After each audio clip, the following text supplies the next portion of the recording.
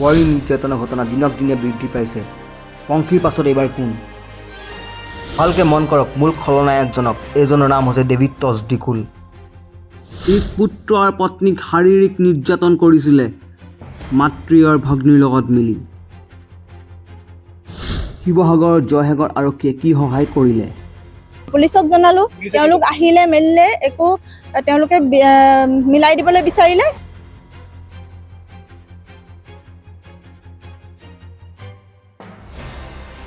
শিৱসাগৰত পুনৰ বোৱাৰী নিৰ্যাতনৰ ঘটনা।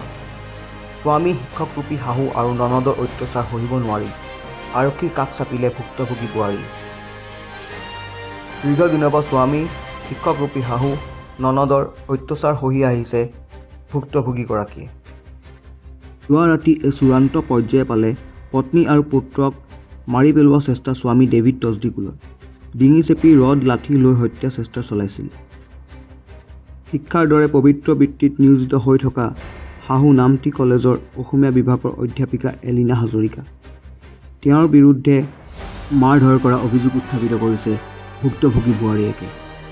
শিৱসাগৰ জয়সাগৰ আৰক্ষী নিশা ঘটনাস্থলীত উপস্থিত হয় যদিও কোনো ধৰণৰ পদক্ষেপ নোলোৱা অভিযোগ উত্থাপন কৰিছে।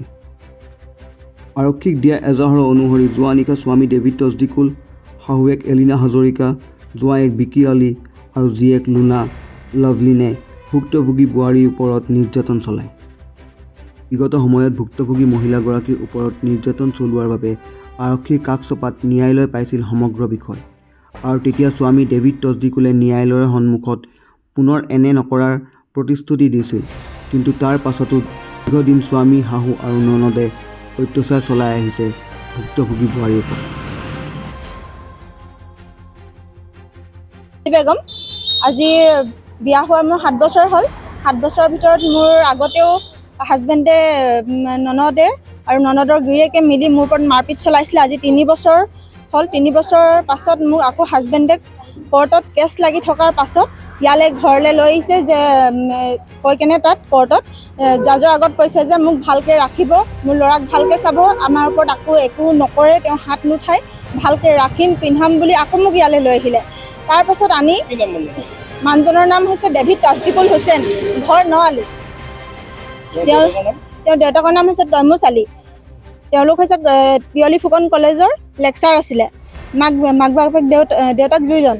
তাৰপাছত তেওঁ কি কৰিছে, কালি আগতেও মোক খুব অত্যাচাৰ চলাই আছে আনি পেলাইও ঘৰৰ পৰা। তাৰপিছত মোৰ মা বাহঁতে ইয়াত কেতিয়াও ভৰি দিব নোৱাৰে, আহিব নোৱাৰে, মোক অবাশ্য মাতেৰে গালি পাৰে। তোৰ মা বাপেহঁতে ইয়াত কেতিয়াও আহিব নোৱাৰে, কি কৰিব পাৰিব তোক, এতিয়া লৈ আহিলোঁ মই এনেকৈ কৰি কেনে। তাৰপাছতো মই ল'ৰাটোৰ মুখলৈ চাই আজি ইমান দিনে থাকিলোঁ। থকাৰ পাছত লাহে লাহে অত্যাচাৰ বাঢ়ি গৈছে।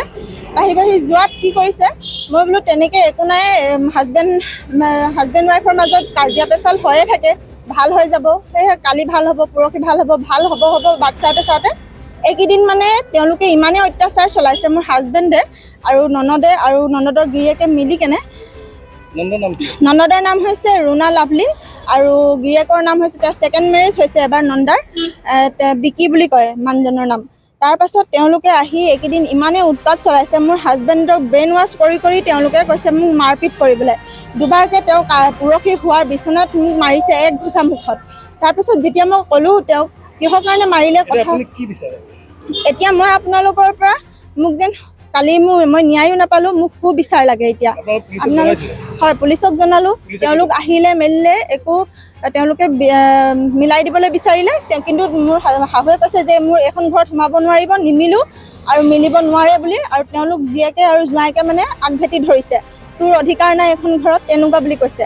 তাৰপিছত এজাহাৰ দিম, তেওঁলোকো কালি এজাহাৰ মোক নিনিলে।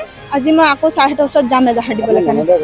ননদে ৰংঘৰ চাৰিআলিত থাকে, মাকহঁতৰ পৰা এটা ঘৰ দিছে, বিয়া হৈছিলে নামটিত বোলে, ল'ৰাটোৰ ঘৰ তাত থাকিবলৈ জেগা নাই। ইয়াত মাকহঁতে কি কৰিছে, ঘৰ দুৱাৰ বনাই দিলে, কিন্তু তেওঁলোক তাত ভালকৈ নাথাকে। ইয়াত মোৰ নিজৰ মই মানুহজনৰ লগত যেতিয়া আছোঁ, তেওঁলোক মাকৰ ঘৰত এনেই আহোঁ বুলি কয়, মোৰ ওপৰত এইখিনি অত্যাচাৰ চলাইহি আহি ঘৰত।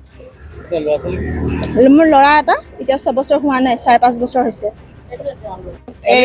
ৰাতি তেওঁলোক জীয়েক আৰু জোঁৱাইকে আহিছে, আহি পেলাই অশ্লীল ভাষাৰে মানে সি কৈছে, এই মাইকী এৰি দে, ঢেৰ মাইকী পাবি, 400 টকাতে মাইকী আছে, তেনেকৈ কোৱাৰ পিছত মই শুনিলোঁ, শুনি পেলাই মই আহিলোঁ, আহি পেলাই সিহঁতৰ উৎপাত শুনিলোঁ, দৰ্জা খুলি দিছে। মাকে মানে কৈছে ৰাতি 12টা বজাত যা পুলিচলৈ যায়। সিহঁতি পুলিচলৈ গ'ল, যোৱাৰ পিছত পুলিচ আহিলে, পুলিচে কোনো সিদ্ধান্ত লোৱা নাইকিয়া। তাৰপিছত আমাৰ ৰাতি ভিডিঅ' পাৰ্টিখিনি আছিলে, সিহঁতি আহিলে, সিহঁতি অহাৰ পিছত মাকে গোটাই মাৰি পেলাই মানে তাইক উলিয়াই দিলে।